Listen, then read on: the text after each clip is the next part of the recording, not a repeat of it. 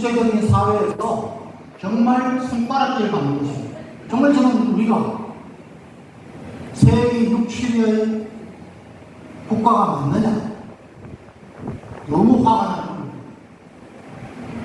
자, 여러분, 우리는 정말 이번 기회에 저는 제가 몇 번이나 강조하지만은 저와 여러분이 하고 있는 우리 주만 목사님께서 어느 정치인도, 어느 종교인도, 어느 국가 지도자도 하지 못했던 이 일을 지금 벌써 제가 보기에는 6분 넘서는 넘었습니다.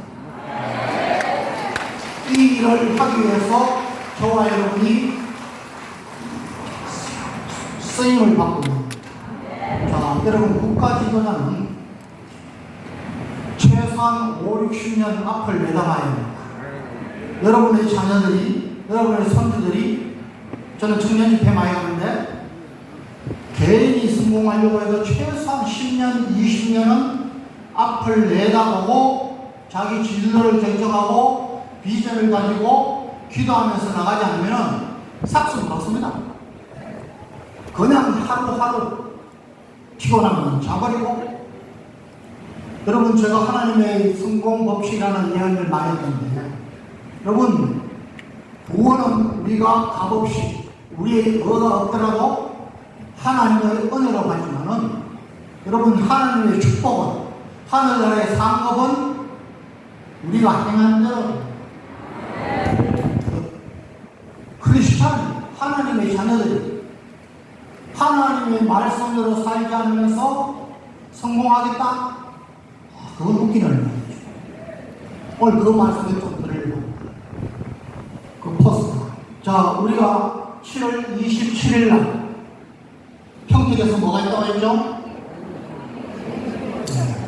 평택에서 이 좌파, 주석파 세력이 또 평택에는 미군 기지가 있습니다. 세계에서 제일 큰 규모예요.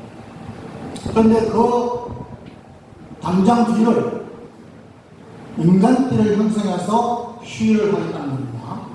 자, 여기에 보십시오. 포스트에 보면은 제일 위에 평화협정 아웃. 아웃은 뭐를 얘기합니까? 꺼져라는 거예요. 네? 자, 이것은 제가 방송을 통해서 여러 번 말씀드렸습니다. 자, 평화협정. 이것은 뭐 종전선언을 하고 평화협정을 하고 현재 우리 정전, 잠시 정지되어 있는 전쟁 상태를 종전선언을 하고 전쟁이 끝났다고 선언을 하고 그 다음에 평화협정을 맺어서 우리끼리 이제 잘 지내자. 이렇게 하는 것이 북한을 김일성이 때부터 3대 세습을 하면서 가장 많이 줄기차게 크게 주장하는 것입니다. 자, 그런데 보십시오. 세계에서 역사상 어느 평화협정을 가지고도 전쟁을 예방하거나 억제하거나 한 예가 있습니까? 없다고 했습니다. 가장 완벽한 평화협정이 키신저 국무장관이, 미 국무장관이 맺은 파리 평화협정입니다. 그것은 더할 나위 없이 가장 완벽한 평화협정이라고 찬사를 받았는데도 불구하고 1973년에 평화협정이 체결되고 미군이 철수하자마자 1년 반을 채 못 버티고 베트남이 무너집니다. 역사상 평화협정으로 전쟁을 예방하거나 억제한 경우는 하나도 없습니다. 자, 그 이야기를 하는 겁니다. 또 저 평화협정, 종전선언, 이것은 문재인 5년 정부에서 계속 주장합니다. 그 가장 주된 숨은 목적이 뭐라고 했습니까? 주한미군 철수입니다. 자, 이것도 말씀드릴게요. 미군이 장기적으로 큰 규모가 주둔하고 있는 나라들은 전부 탑 10 안에 다 있습니다. 제일 많은 게 어디요? 일본. 여러분, 일본은 굉장히 영리한 민족입니다. 미래의 준비를 잘하는 민족이에요. 일본이 배알이 없어서 미군들이 그렇게 합니까? 아니에요. 계산해 보니까 자기들 국익에 맞다는 거죠. 지금 착삭 훑고 있습니다. 예? 여러분, 미국은 지금 중국의 확산, 중국의 영향력을 확산하고 패권 국가에 도전한 중국을 억제하기 위해서 경제적으로는 허들하는, 여러분, 미국, 일본, 또 어디입니까? 호주, 인도, 이 4개 나라가 문재인 정권 때 결성을 했습니다. 우리는 거기에 전면이도 보냈습니다. 바보들. 그리고 그 이후에 2021년에 오커스, 자, 오커스는 오스트랄리아, 유나이티드 킹덤, 유나이티드 스테이츠, 호주, 미국, 영국이 3개국이 군사 동맹을 맺어서 하고 있는 겁니다. 자, 우리는 이 남태평양, 여기에 가장 중요한 국가 중에 하나예요. 우리가 여기 들어가야 됩니까? 내려가야 됩니까? 걸어가야 되는데 견눈질도 안 걸립니다. 자, 우리 대통령들이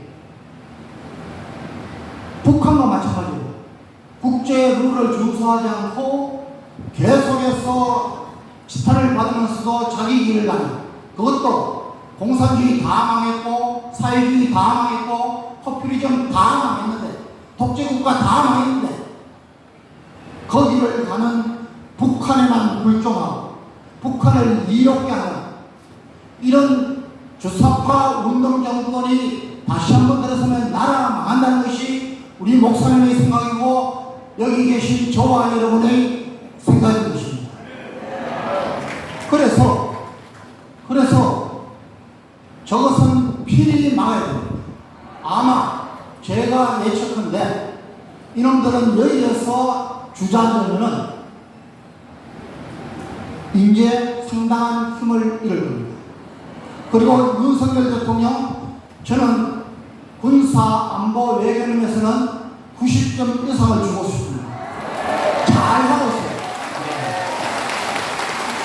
여러분, 우리 한미 동맹을 군사동맹에서 경제동맹, 가치동맹까지 높였습니다. 여러분, 해결되지 않던 한국과 일본의 과거사를 이제 해결하고 미래를 향해서 나아가고 있습니다. 나토에 지금 가입하려고 하고 있습니다. 쿼드 오커스에 관심을 갖고 있습니다. 너무 잘하고 있습니다. 경제도 마찬가지입니다. 여러분, 이제까지 국가에서 법인세를 얼마나 높였는지, 상속세를 얼마나 높였는지, 세계의 기준보다 평균보다도 말도 안 되게 했어요. 대기업, 기업들, 부자들의 세금을 걷어서 우리 서민들이 잘 살고 있는데 왜 부자들에 대한, 대기업에 대한 그냥 반감만 있는가, 고마워하죠. 자, 이런 것들에서 지금 벗어나고 있습니다. 벌써 법인세 조금 낮췄습니다. 상속세 낮췄더니 여러분, 현대하고 삼성만 각각 1조씩 밖에 나라에 저축해 놓은 것을 안으로 들어왔습니다. 이것으로 기업을 앞으로 있을 미래에 대한 산업을 일으키면 우리 그냥 일자리 생기죠? 예? 우리가 복직할 수 있죠? 지금 하고 있습니다. 이럴 때에 우리가 든든한 힘이 되어줘야 됩니다. 요한복음 15장에 여러분 한번 읽어보시죠. 시작. 4절까지 읽겠습니다. 내가 참 포도나무라, 내 아버지는 거두나무라. 무릇 내게 있어 과실을 맺지 않은 가지는 아버지께서 이를 제어하시고, 무릇 과실을 맺는 가지는 아버지께서 이를 깨끗하게 하십니다. 너희는 내가 이르는 말로 이미 깨끗하였으니 내 안에 가라, 나도 너희 안에 가라. 가지가 포도나무에 붙어있지 않으면 절로 과실을 맺지 못하는 것이, 너희도 내 안에 쬐잖아는 거라. 아까 서두에 제가 울직한 마음으로 있다가, 예? 오늘 아침에 오전에 여기 와서 여러분들을 보면서 정말 제가 감사가 절로 터집니다. 여러분 우리 여기 김학성 강의사님과 계시지만 여러분들은 한국의 강의보다 훨씬 조직적이고 충성심도 많고 훈련 잘 돼 있어요. 자, 그런데 여러분 스스로 생각해야 됩니다. 저는 달란트 비율을 굉장히 삶에 적용하려고 평생을 노력해왔습니다. 자, 하나님께서 저와 여러분에게 가장 확실한 명령으로 앞으로 저와 남은 여러분의 생애에서 무엇을 할 것인가 일러주십니다. 여기 계신 여러분들은 이미 그 명령을 받은 300기도원 용사입니다. 그런데 혹 제가 염려가 돼서 말씀드립니다. 자, 하나님께 붙어있지 않고 순종하지 않으면 어떻게 된다 했습니까? 재해버린다 했습니다. 여러분, 무릇 열매를 많이 맺는 가지는 어떻게 해요? 더 많이 맺게 하려 이를 깨끗하게 하시는 것입니다. 여러분, 지금 저와 여러분은 하나님의 시험 위에 쓰이는 겁니다. 지금까지 저와 여러분의 삶이 어땠던가요? 저는 군생활 가지고 전역하면서 국내외로 강연 다니면서 이야기할 때 주제가 나는 여러분은 몇 점짜리 인생을 살고 계십니까? 이걸 물었어요. 지금까지 사람 앞에서 하나님 앞에서 교회에서 몇 점짜리 인생을 사셨고 지금 이 시기는 가장 중요한 시기입니다. 여러분 에스더처럼 모르드게가 네가 만일 이때에 말이어서 장장하면 너 아니면 다른 사람 산다는 겁니다. 유다인은 다른 데로부터 노임과 구원을 받으리라. 너와 내 아비집은 멸망하리라. 무서운 말씀입니다. 무서운 말씀입니다. 네가 왕후의 시위를 얻은 것이 이때를 위한 것인지 누가 알겠느냐. 저와 여러분이 하나님께서 이 시간에 여기 보내주시고 이 일을 하게 하시고 광화문에서 광야교회에서 이 일을 하게 하신 것을 절대 잊어서는 안 됩니다. 저는 참 무서운 마음으로 저는 겁이 많습니다. 저는 하나님이 CCTV에 찍히는데 겁이 많습니다. 내가 이런 선택을 하면, 내가 이렇게 살면 하나님이 나를 어떻게 평가하십니까? 내가 하나님 앞에 갔을 때 어떻게? 그래서 부족하지만 기도하면서 평생 살아왔더니 하나님이 놀라운 축복을 주신 거예요. 지금 저는 지금까지 삶보다도 지금 이 시간, 이 기간이 하나님 앞에 가장 큰 상급과 축복을 받는 시기라고 믿고 있습니다. 그래서 모든 것을 던지고 여기 왔습니다. 여러분들 중에 여러분 여기 오셔서는 찬양하고 기쁘게 찬양하며 말씀 듣고 다른 분들 말씀 들을 때에 했다. 여기 나가면 지하철부터 시작해서 별로 안 한다. 열매가 없다. 여러분 하나님이 바꾼다 그랬습니다. 죄버린다 그랬습니다. 처음부터 잘하는 분들은 없습니다. 지금 이미 자유마을 어떤 데는 정말 너무 잘해요. 그분들은 보면은 너무 일치단결해서 헌신하고 있는 겁니다. 대치만 하십시오. 그리고 하루에 5명이라도 시작을 해야 됩니다. 그 5명이 1명씩만 하면은 10명이 되고 이렇게 나갑니다. 아직까지도 거기에 소극적이시라면 이 요한복음 15장 1절부터 5절까지를 잘 상고하시기 바랍니다. 결론입니다. 자, 미국 워싱턴 DC에 가면은 우리 한국전에 참전한 용사들을 가지고 이렇게 1995년이었습니다. 저는 뭐 미국 갈 때마다 저입니다. 여러분, 이 사람들은 몇 명이냐? 19명입니다. 조각이 19명인데 왜 그러냐? 육군이 13명, 해병대가 2명, 그 다음에 공군 1명, 해군 1명. 뜻이 있습니다. 뜻이 있습니다. 그럼 그림자까지 하면 몇 개입니까? 38이죠. 이 38이란 말은 38선을 의미해서 조각부가 같습니다. 그리고 6.25 때 전체 전쟁 기간이 1190 며칠을 가지고 38개월. 그리고 그 제일 밑에 무슨 이 글이 써져 있느냐? Freedom is not free. 자유는 그저 얻어지는 것이 아니라는 것이죠. 쟁취해야 됩니다.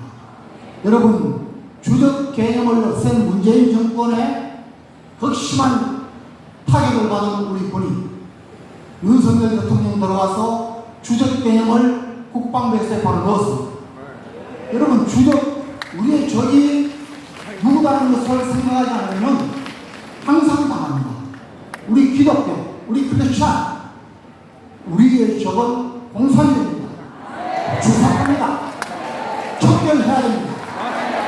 자, 이 일에 저와 여러분이 에스더처럼 정말 하나님 앞에 사용되어서 하늘나라의 상급도 축적하고 이 세상에서도 저와 여러분이 아니더라도 내 자녀들, 내 손주들 하나님의 축복을 누리는 그런 삶을 사시는 것을 강력히 기도하면서 응원합니다.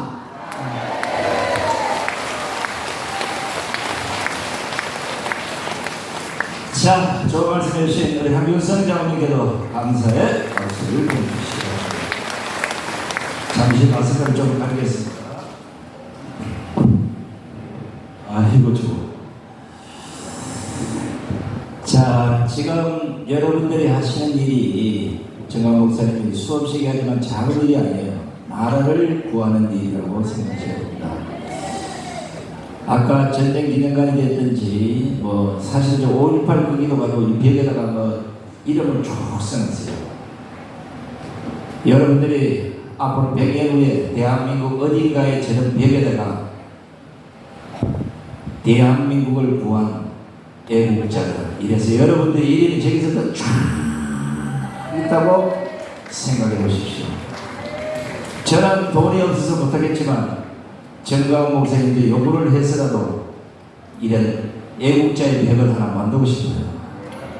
그러려면 4월 10일 200석을 위해서 우리 자유통일단 1000만이 넘어야 될 것이고 자유마을에는 3000만 국민이 나올 수 있어요. 아까처럼 소문을 내셔야 돼요.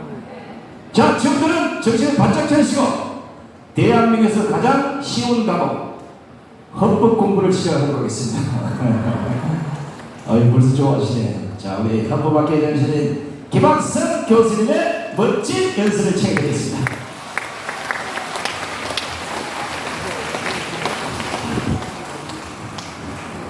워낙 교회 시설이 좋아가지고 아주 선선한 가운데 강의를 들으시죠? 예. 제가 우리 전광훈 목사님 모시는 팀들은 5분 대기조다 이런 말을 많이 하는데 워낙 급변하게 지시하시기 때문에 그런 건데 제가 조금 전에 우리 수요일날 그 중문교회에서 자율적 집회가 있지 않습니까? 수요일날? 근데 조금 전에 보니까 장병동 목사님이 모르시더라고요. 난 살다가 교회 내 행사가 아니라 다른 교회 담임 목사님이 그 교회 행사를 몰라요. 조금 전에 점심 드실 때 아셨어요. 그래서 야, 참 놀랍다. 또 하나는 여러분 뭐 이 더운 날씨에 자발적으로 많이 오셨는데 또 뭐 약간 차비를 또 드린다고 하니까 더 힘이 나죠, 그렇죠? 예.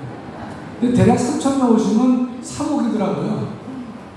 그래서 제가 혼자 생각했어요. 대한민국에서 전광훈 목사님 같이 예산을 편하게 쓰신 분이 계실까? 자기 거는 챙기지 않지만 법적 제한이 없어요. 전 목사님은 대통령도 이렇게 할 수가 없는데, 그래서 좀 고민스럽지만 행복한 삶을 사신다.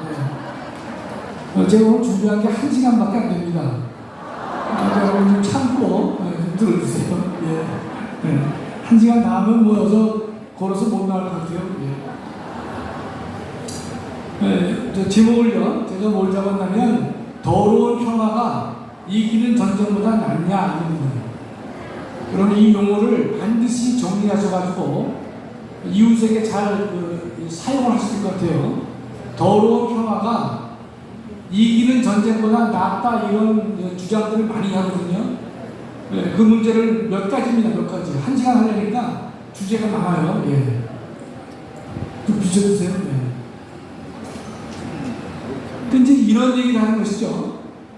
우리가 전쟁을 하게 되면 엄청난 대량 파괴가 이루어진 것이고 수많은 사람의 대량 살상이 이루어지기 때문에 수많은 사람이 죽고 건물이 파괴된 이후에 그래서 그 전쟁을 이겨야 무슨 의미가 있겠는가, 말만 이긴 것이지 의미가 없지 않느냐, 이런 식의 논리를 많이 얘기를 하는데 이게 좌파들의 상습적인 멘트 중에 하나입니다. 예. 여러분 뭐 잘 아실 거예요.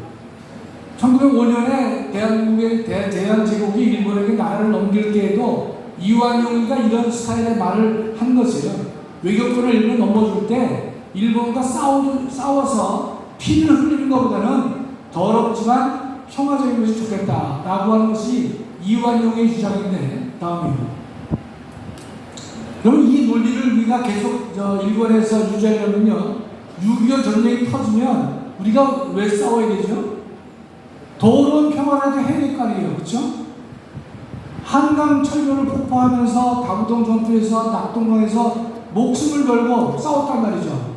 미군 사망자만 36,000명 정도, 사상자가 아니라 사망자만 36,000명 되는 16개 나라에서 군대를 보내줘서 나라를 지켰단 말이죠. 실제로 그럴 필요가 뭐 있습니까? 그럼 항복하면 되는 것이죠.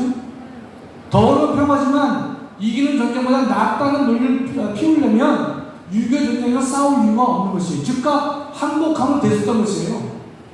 예를 들어서 지금 북한이 연평도나 백령도를 급습해서 강제 점거했어요.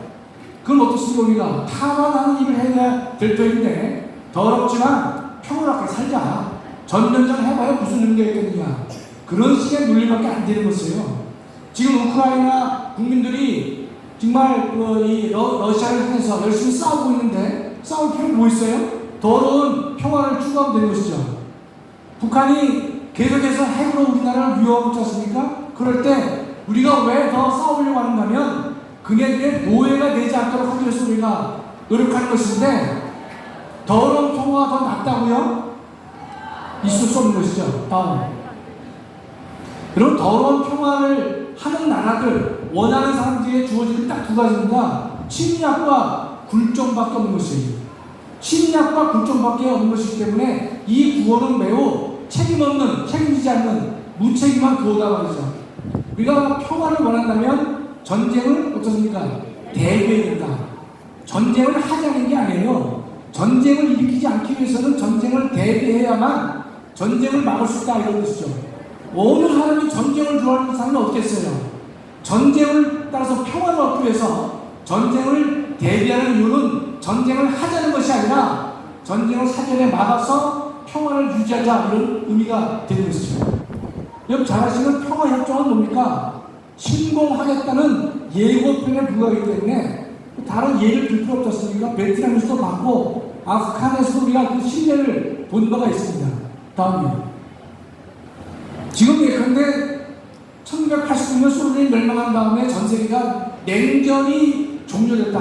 그럼 냉전의 반대말은 열전이에요. 그런 말이 있어요. 열전. 그러니까 이제 불을 뿜고 총을 쏘고 뭐 대포를 쏜다 이거잖아요. 열전의 반대말은 냉전인데, 실제로 총으로 싸우지 않는다 하더라도 전쟁과 같은 상황을 준비하는 것이 냉전인 것인데, 미소가 1989년, 90년에 냉전이 종료된 이유가 있어요. 그건 미소가 만나가지고 대화로 냉전을 종료시키자라고 해서 냉전이 종료된 것이 아닌 것입니다. 당시 레이건 대통령이 월등한 힘의 우위로 소련을 군비 경쟁에서 두 손 들게 만들었기 때문에 냉전이 종료된 것입니다. 이해가 되시죠? 냉전 종료는 말로 하지 않았어요. 엄청난 힘의 우위를 미국이 가지고 있던 사실을 보여주기 때문에 소련이 꼬랑지를 내린 거다, 이런 뜻입니다. 누가 냉전을 좋아합니까? 그렇죠? 그러나 전쟁을 대비해야만 평화가 보장될 수 있는 것이다. 결국 냉전 종료는요, 우리가 힘의 우위를 가지고 있을 때에 냉전이 종료되는 것이다, 이렇게 우리가 볼 수 있는 것입니다. 다음은 얼마 전에 윤석열 대통령께서 아주 제가 이 문재인 정권부터 시작해서 지금까지 한 7년 중 가장 기쁜 얘기를 하셨는데, 반국가적 세력이다, 문재인 정권을 반국가 세력이라고 명령을 했다는 것이죠. 그러면서 예를 들었어요. 두 가지 예를 들었는데, 유엔 총회에 가서 평화협정을 하자고 노래를 부르는 사람들이다, 이게 반국가 세력이라고 말씀하셨어요. 두 번째는 여러 나라를 다니면서 북한의 제재를 풀어달라고 한 사람들을 반국가 세력이다 라고 얘기를 했던 것입니다. 그래서 그들의 작태를, 제가 작태라는 말 쓰지 않았어요. 반국가적 작태라는 말을 윤석열 대통령께서 사용하신 겁니다.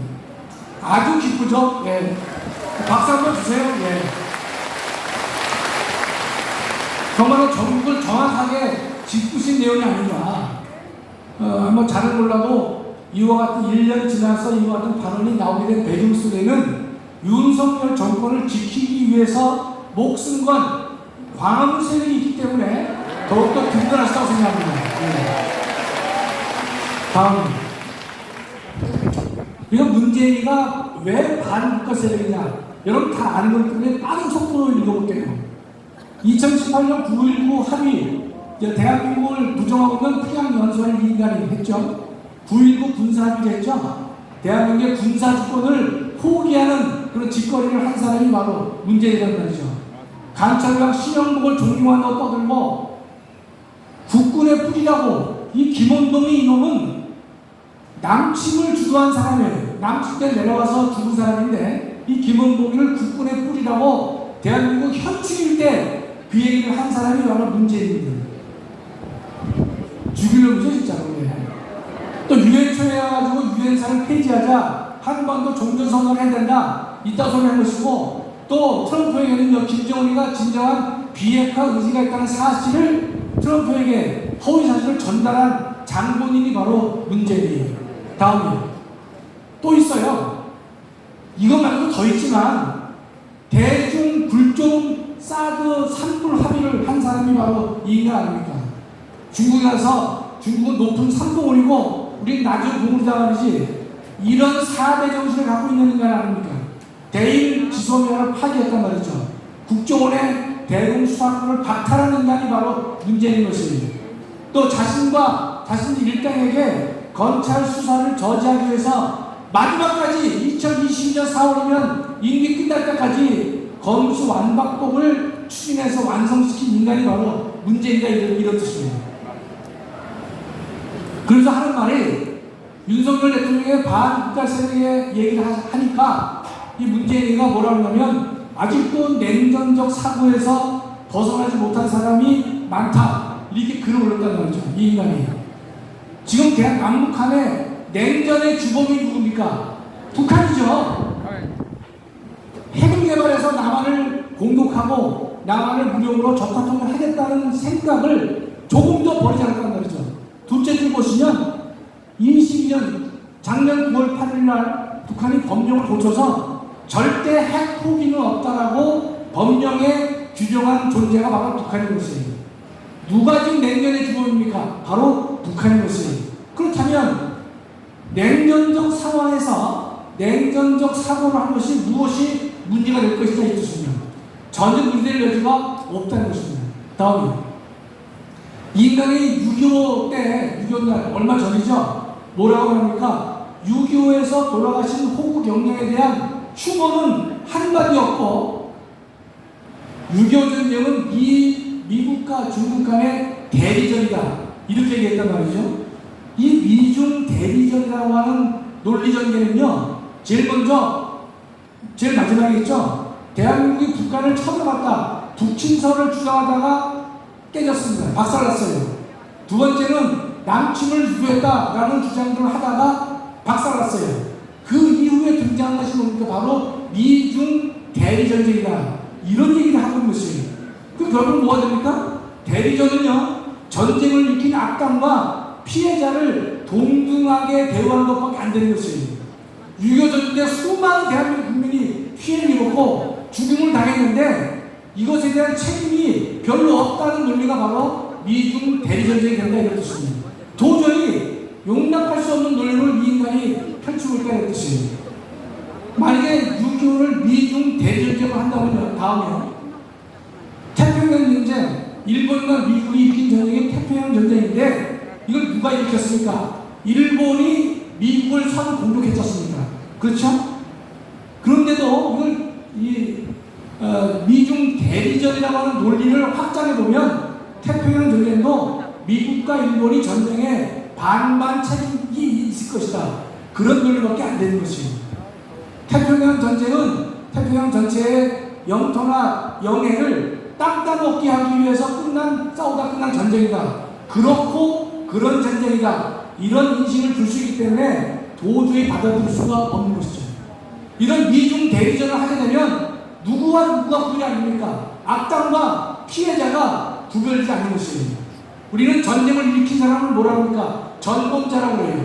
전범자는 반드시 그에 대해서 책임을 물어야 할 것이다. 이 뜻입니다. 전범자에 대해서 어떻게 응징해야죠. 단죄해야죠. 책임 추궁하고 처벌을 해야만 정의가 살아있는 것이다. 이런 뜻입니다. 우리가 우크라이나의 전쟁이 어떻게 끝날지 모르겠지만 전쟁을 일으킨 푸틴에 대해서는 반드시 전범의 책임을 물어야 될 것이다. 우리는 그렇게 믿고 있습니다. 다음 마지막에요. 한 사람 더 줄이겠습니다. 이런 유성명의 징비록이라는 책이 있죠. 징비록 책은 현재 국보로 정해져 있습니다. 국보입니다. 이게 뭐냐? 징비록의 징은요, 미리 징계하는 뜻이에요. 때문에 징비록의 비는 후환을 대비한다. 미리 징계해서 후환을 대비해야 될 것이다. 임진왜란이 끝난 다음에 유성룡이가 임진왜란의 모든 측면의 전랑사를 정리한 다음에 다시는 이런 일이 있어서는 안 될 것이다 라고 해서 만들어진 책이 징비록인 것이고 국보로 좀 보관되어 있는 것입니다. 여러분, 너와라 방송은요, 일반 방송은 뭐가 다른가면 일반 서울과 양평 간의 또 고속도로 문제에 누가 관여가 됐다 안 됐다 그런 건 잘 다루지 않습니다. 주로 포커스가 국가 안보에 초점을 두고 있습니다. 그렇죠? 주사파 척결에 초점을 둔 방송이고 공산주의와 싸우겠다는데 전초적 역할을 하겠다는 것이 너와라 방송인 것이고 국가 안보를 지키는 방송이 되는 것입니다. 여러분 계속 반복해서 듣지만은 전 목사님께서 생각하신 너와라 방송의 포인트는 뭐냐? 나를 지키고 주사파를 척결하는 최전방의 방송으로 우리가 운영되어 왔고 앞으로도 운영될 것이다. 이렇게 보는 것이죠. 그렇다면 현대판 징비록이 누구냐 말이죠. 너와라 방송이 지금의 징비록이다 이렇게 말씀드릴 수 있어요. 그러면 전광훈 목사님 누구겠어요? 현대판 유성룡과 같은 것이다 말이죠.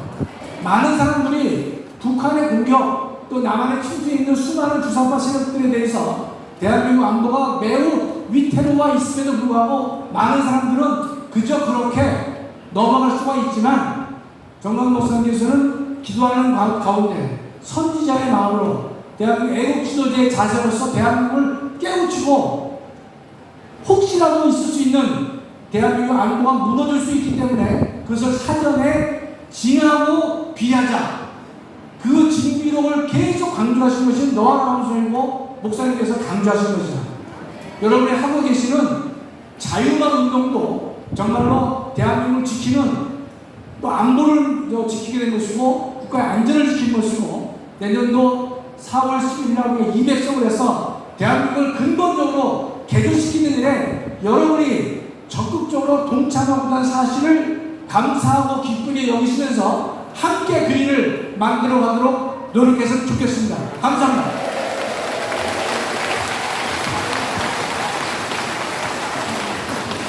김학생 교수님 30분 더 해야 되는데 오늘 진짜 제대로 하셨죠? 30분 닦아 놓았기 때문에 다음에 30분 더 시켜야 되겠어요. 자, 헌법이 뭐 쉽게 생각하시는 분들은 김학생 교수님밖에 없고 나머지는 다 어렵게 생각할 텐데 혹시 사법고시 공부해 보신 분 있어요? 보름고시? 다행히 아무도 없구나.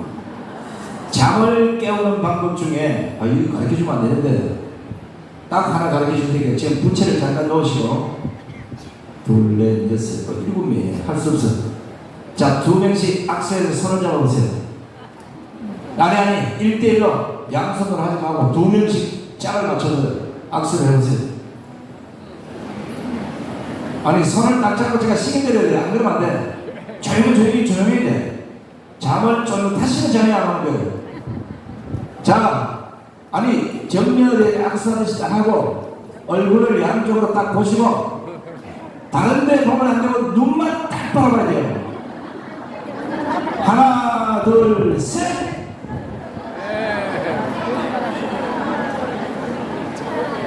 그만.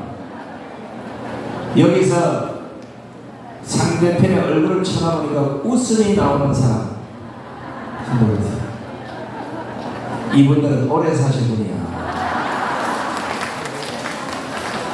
이게 세상에 아무리 안 웃는 사람도 정면으로 마주보고 앉아서 얼굴을 보고 있으면 이건 자연적으로 웃음이 나오게 돼 있어요. 부부싸움 할 때 떨어져서 싸우니까 싸움이 되는 거예요.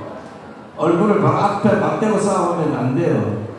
자, 이럴 때 무슨 호르몬이 몸에서 나오느냐 하면 많이 들어보셨던 엔돌핀, 엔케팔린이라는 하나님이 주신 유일한 암을 치료할 수 있는 그 호르몬이 그 웃음을 따라서 온몸으로 쫙 퍼지는 거예요. 하나님이 주신 게 이렇게 귀하게 많은데 쳐다보고 이래도 누구지? 자, 전국에 있는 모든 빨갱이병 국민들을 전국 여러분이 바로 앞에서 악수하고 웃음이 나올 때까지 꼬시고 또 꼬셔서 반드시 자유마을로 닦아 보시기를 바랍니다. 자, 아직도 우리 자유마을 홈페이지 뭐 어떻게 생겼는지 어디로 들어가는지 뭐가 있는지 모르신 분이 많아서 오늘 최고의 전문가 한 분을 모셔서 여러분들에게 잠시 교육을 좀 하도록 하겠습니다. 우리 임병 목사님 어디 계세요? 박수 보내시기 바랍니다. 할렐루야. 대전 총괄 팀장 임병을 다시 한번 인사 올리겠습니다. 체육관하고 주차장에 있는 분들 딴짓하지 마시고 일단 여러분 여기 공간에 있는 분들 전부 왼손에다가 핸드폰을 드시기 바랍니다. 우리가 다 아시겠지만은 우리가 나 자신만 알고 들어가는 것이 아니라 우리 실행위원장님들은 동대표를 가르쳐야 되고 동대표는 임원들에게 교육을 시켜야 되기 때문에 이미 알고 있는 바지만 오늘 가장 기본적인 완전 초보입니다. 그래서 짧은 시간 내에 한번 하도록 하겠습니다. 어떤